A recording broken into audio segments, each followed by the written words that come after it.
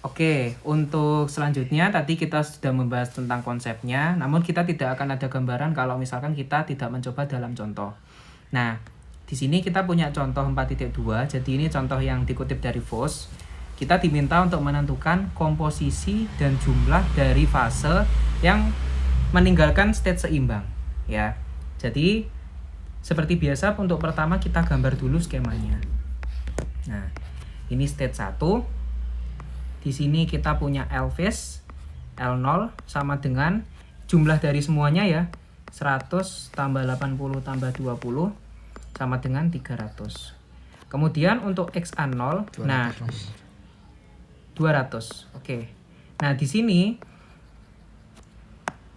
karena ini masih diketahui dalam jumlah, maka kita perlu mencari XA, XB, XC. Nah, di sini untuk yang menjadi solut adalah asetik asid. Kemudian untuk yang menjadi diluent atau yang tidak ingin kita ambil ya, itu adalah water. Kemudian yang menjadi solvent di sini adalah isopropyl ether. Nah, oke, di sini maka kita kalau mencari XA0 berarti asetik asid 100/200 ya. 100/200 sama dengan 0,5. Kemudian XB0 di sini berarti 80/200 ya, sama dengan 0,4. Kemudian untuk XC0 berarti sisanya ya otomatis 0,1. Kemudian untuk V-phase di sini ya. Ini adalah V2 ya, kita V2. Teman-teman kalau nulis VS juga enggak masalah karena masih satu stage ya. V2 di mana Y ini V2-nya itu berarti sama dengan 100 ya. 15 tambah 82 tambah 3. Nah, ini biar teman-teman tahu 100 itu asalnya dari mana, enggak asal jeplak. Nah, YA2 di sini ini adalah 15/100 ya. Berarti 0,15. Kemudian untuk YB2 di sini adalah 3/100 sama dengan 0,03. Dan YC2 di sini adalah isopropil ya, 82/100 sama dengan 0,82. Nah, yang mau kita tentukan tuh ini sama ini. Ini L1 dengan komposisinya, ini YeV1 dengan komposisinya. Nah, oke, di sini kita set algoritma dulu. Nah, pertama, kita harus tahu letak L0 ya. Letak L0 dan V2 ya. Bagaimana kalau kita mau menuliskan letak L0? Letak L0 itu adalah titik XA0, XC0. Nah, berarti di sini L0 itu adalah 0,5,0,1. Untuk V2 sama, berarti YA2, YC2. Kenapa kok bisa demikian? Jadi kalau kita lihat grafiknya di sini, nah ini adalah grafik ekstraksi untuk asetik asid, isopropyl ether dan air. Nah, kita lihat sumbu X-nya di sini adalah asetik asid, yang sumbu di sini adalah isopropyl ether, dan ini X dan Y ya, X dan Y. Jadi agar kita itu bisa kebayang ini di mana itu posisinya. Nah, X dan Y ini juga XC dan YC. Maka kita butuh XA, XC, YA, YC agar kita bisa ngeplot letaknya itu di mana. Gitu. Nah, untuk V2 di sini berarti V2 itu adalah YA2-nya 0,15 ya. Kemudian titik koma di sini untuk YC2-nya adalah 0,82. Kita sudah menemukan L0, kita sudah menemukan V2. Nah, yang kedua kita menentukan letak sigmanya di mana. Nah, bekal letak sigma ini adalah dari neraca massa tadi. Neraca massa yang sempat disinggung di awal tadi. Itu. Nah, contoh, kita langsung menghitung saja ya. Kita step 2 menentukan letak sigma. Tadi sigma sempat dibahas bahwa sigma adalah L0 plus V2 sama dengan L1 plus V1 sama dengan sigma. Maka L0 plus V2 diketahui, L1 plus V1 diketahui. Berarti kita bisa pakai L0 plus V2. Tadi L0-nya adalah 100 ya, 200, untuk V2-nya 100. Jadi sigma itu adalah L0 plus V2, berarti ini adalah 200 plus 100, sehingga sigmanya adalah 300. Nah, sigmanya udah ketemu. Tapi apakah kita bisa menggambarkan sigma di sini? Wong kita nggak tahu ZA, ZC-nya. Tidak bisa. Maka kita harus mencari terlebih dahulu ZA, ZC. Ya. Nah, untuk mencari ZA, itu berarti kita butuh neraca massa komponen, yaitu neraca massa komponen solut. L0 dikali XA0 tambah V2 kali YA2 sama dengan sigma kali ZA. Ya. Ini udah diketahui, sigmanya 300. L0-nya itu tadi 200, XA0 0,5, V2 100, YA2-nya adalah 0,15.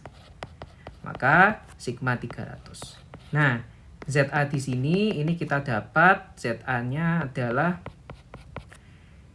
200 kali 0,5 ditambah 100 kali 0,15 per 300 ya. Berarti di sini bisa dituliskan 115 per 300 sama dengan 0,38 ya, atau 0,383 kalau mau detail, 2 angka aja udah cukup.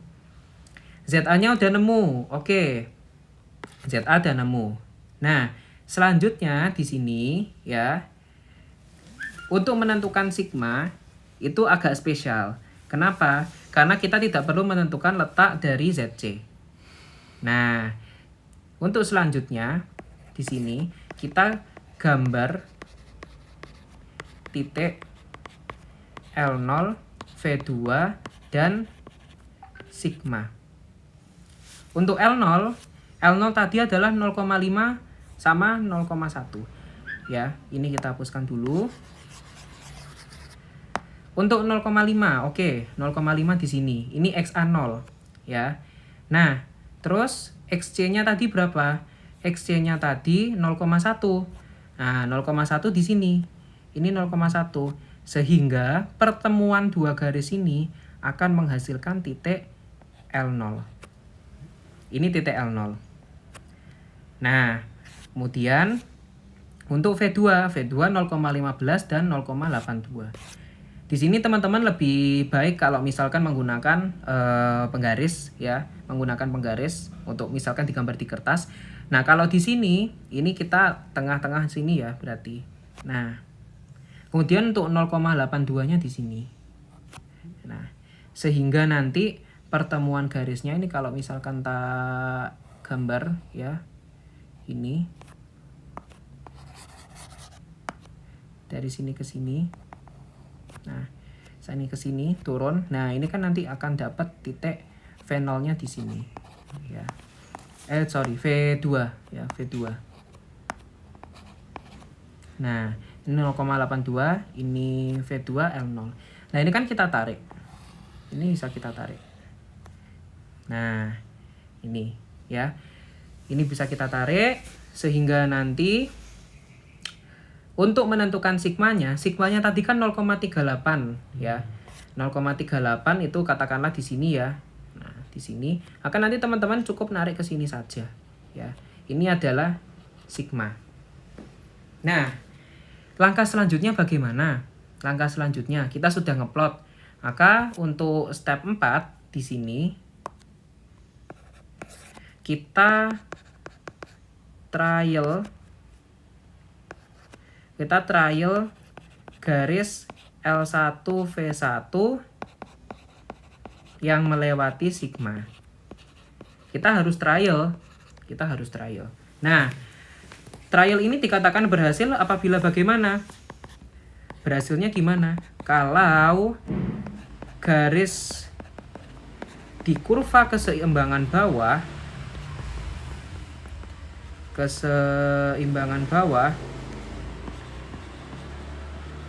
itu membentuk garis horizontal atau garis bujur ya. Contoh seperti ini. Jadi L1 V1 keluar dari fase seimbang, keluar dari state seimbang. Maka kita nge-trial L1 ya. L1-nya misalkan di sini. Ini L1 ya. L1 kemudian ini kita tarik. Nah, maka ini adalah V1. Jadi jangan sembarangan meletakkan V1 L1, dia letaknya di kurva keseimbangan ya. Ini kurva keseimbangan. Kalau yang ini adalah kurva diagonal dari ekstraksinya. Itu, kurva keseimbangan yang ini. Nah, kemudian dari sini tuh kita tarik ke bawah. Sret. Untuk L1 itu garisnya pas di bagian kurva. Untuk L1. Untuk V1 garisnya adalah di bagian diagonal. Nah, bagian diagonal. Nah, di sini ini untuk menentukan trial kita berhasil atau tidak. Trial kita berhasil apabila ini lurus dengan gini. Itu trial kita berhasil. Nah, ternyata kalau misalkan kita hubungkan, nah ini garisnya seperti ini. Nah, berarti menunjukkan bahwa trialnya perlu kita ulang. Gitu. Dalam hal ini kita perlu mengulang untuk garis ini ya, untuk garis keseimbangannya. Jadi ini kita ulang lagi. Nah, ini kita ulang. Oh iya, mungkin aku mau nunjukin sesuatu dulu ya. Nah, kalau kita bayangkan ya, maksudnya begini. Kalau kita nge-trial itu ada strateginya. Kita lihat garis di bawah itu bentuknya seperti ini ya. Bentuknya seperti ini. Berarti kalau kita ingin garisnya itu bisa lurus seperti yang kita inginkan begini, artinya apa? Artinya yang L1 itu harus naik, V1-nya harus turun. Nah, artinya apa? Kita kalau nge-trialnya itu L1-nya berarti kalau kayak gini itu L1-nya naik. Gitu. L1-nya naik, nanti V1-nya juga ikut naik. Sehingga nanti posisinya di sini akan turun. Nah, ini kita coba lagi.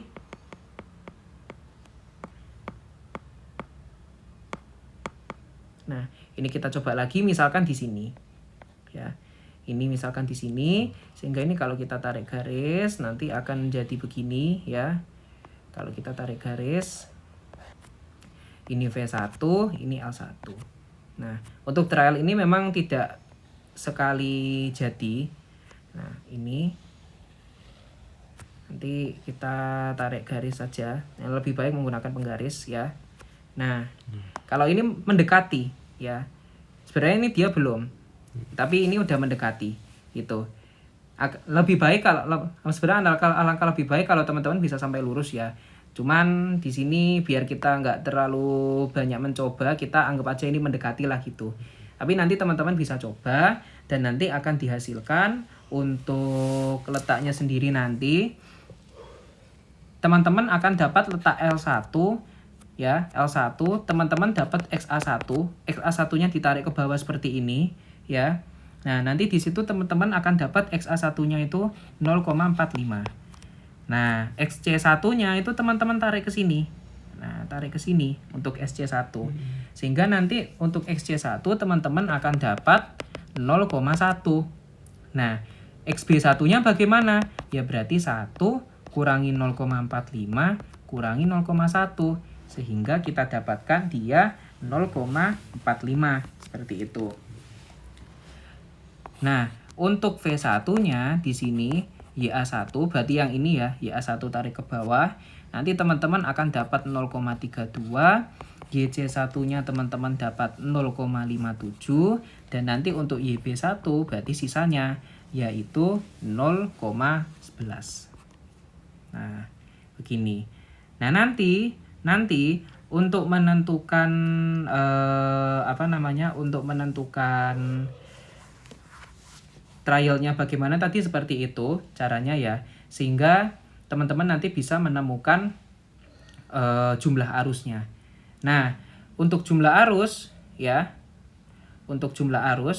tadi kita ingat ya, tadi kita punya XA1 sama dengan 0,45, terus kita punya XC1 tadi sama dengan 0,1, terus kita punya YA1 sama dengan 0,32, dan YC1 sama dengan 0,57.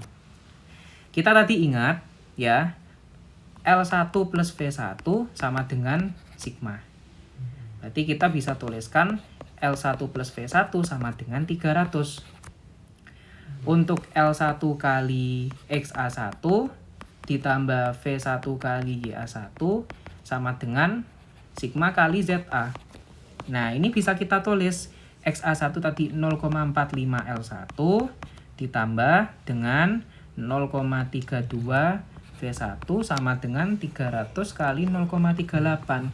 Ini bisa diselesaikan dengan solver kalkulator teman-teman, sehingga nanti bisa didapatkan untuk L1 di sini nanti akan ketemunya itu di sekitar 145-an ya, sekitar 145, dan V1 di sekitar 155.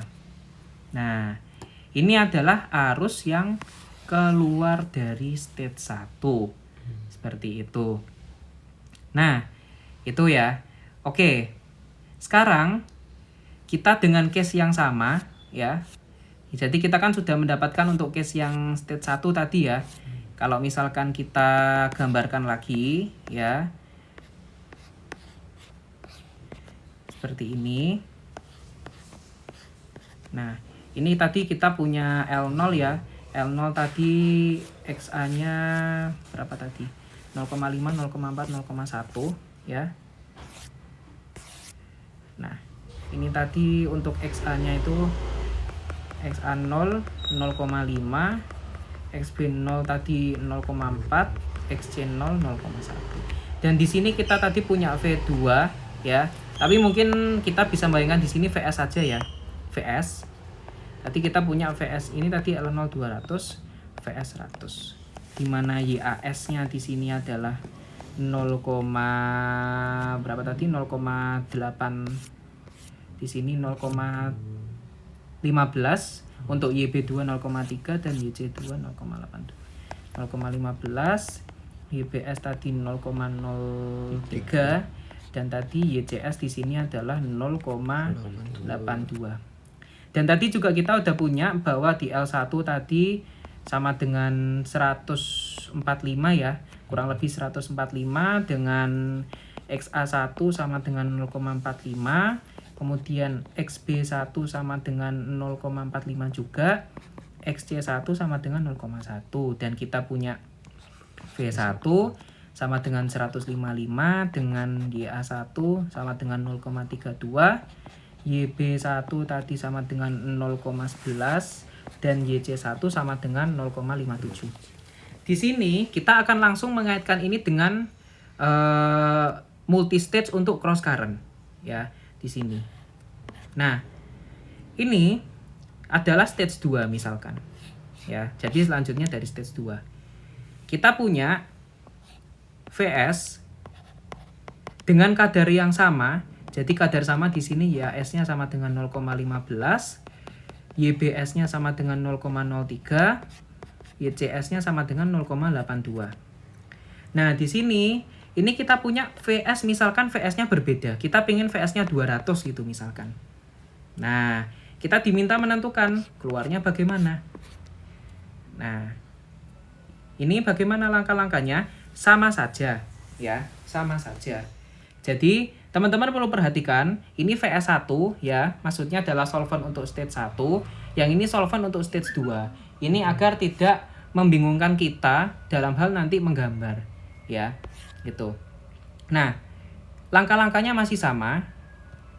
Kita nanti menentukan letak ininya VS2. Jadi VS2 di sini letaknya itu 0,15 dan 0, untuk C-nya 0,82. Dimana kalau teman-teman lihat berarti kan kadar VS1 sama VS2 itu sama. Artinya apa? Artinya di sini itu sama kadarnya. Ya, jadi letaknya sama. Di sini itu letaknya VS1, di sini letaknya VS2. Kenapa? Karena kadarnya sama. Nah, L1 di sini tadi adalah 0,45 sama 0,1. Kita nggak perlu gambar sebenarnya untuk L1. Kenapa? Soalnya kita tadi sudah menentukan di state 1.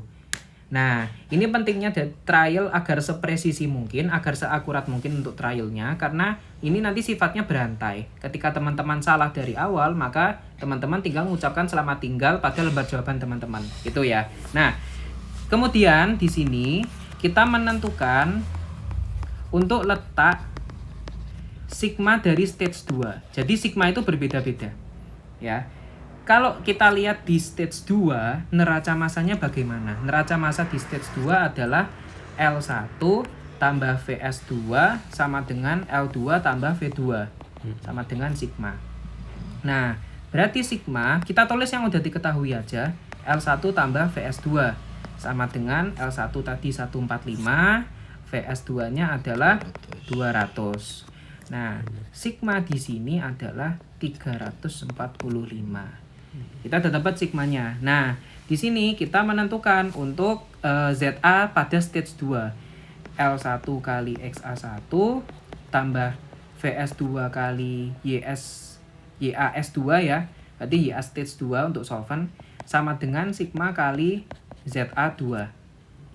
Nah, L1 di sini adalah 145 kali 0,45 ditambah 200 dikali 0,82 sama dengan 345 dikali ZA2. Maka ZA2 di sini kalau misalkan kita hitung dia dengan kalkulator ya.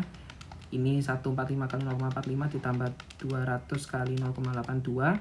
Kemudian kita bagi dengan 345, maka nanti kita akan dapatkan ZA2 letaknya 0,66. Ya.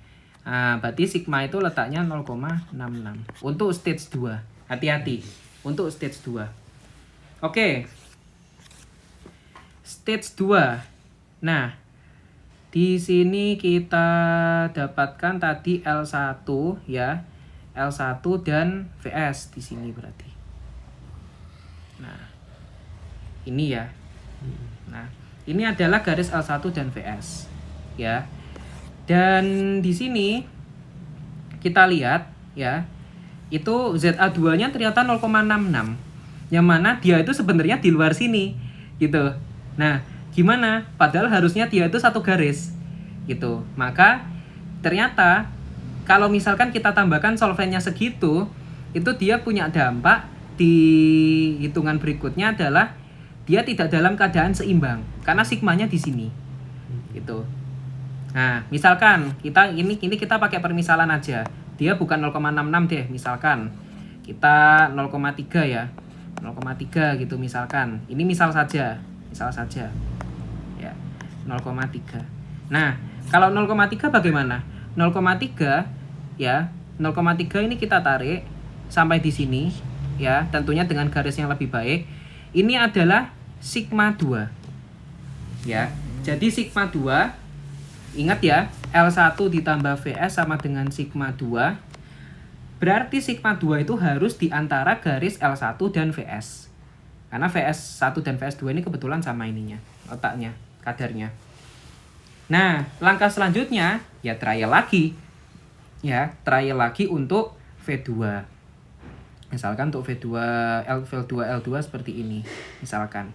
Jadi nanti ini L2, ini V2. Dan nanti langkah-langkahnya tetap sama, teman-teman mencocokkan di sini apakah trial teman-teman berhasil atau tidak gitu ya. Dan ternyata nanti didapatkan misalkan kadarnya gitu. Ini yang harusnya benernya memang seperti ini, teman-teman ya. Ini mungkin kita skip saja.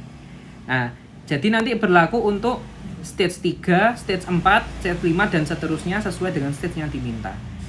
Ini adalah perhitungan untuk cross current ya, cross current multi stage seperti itu. Jadi untuk cross current multi stage adalah satu stage seimbang yang diulang-ulang. Jadi langkahnya sama terus, teman-teman akan trial terus seperti itu. Dan nanti di chapter 5 teman-teman akan mendapatkan delta untuk kaidah pengurangan, nanti membantu teman-teman untuk counter current multi stage, tapi itu nanti di chapter 5. Nah, mungkin ini dulu untuk pembahasan dari chapter 4 untuk salah satu example-nya. Nanti untuk misalkan destilasi itu tidak akan jauh berbeda dengan yang ekstraksi. Berarti kalau misalkan destilasi, nah ini kalau misalkan case-nya destilasi ya, kalau misalkan case-nya destilasi, maka teman-teman akan ngeplot misalkan L1 itu adalah SK1 sama H1. Nanti kalau misalkan V1 berarti teman-teman ngeplotnya YA1 sama H besar 1. Jadi sekian untuk pembahasan terkait dengan satu state seimbang dan cross current multi stage. Ini mengakhiri video pembahasan untuk chapter 4 FOS OPB. Seperti itu.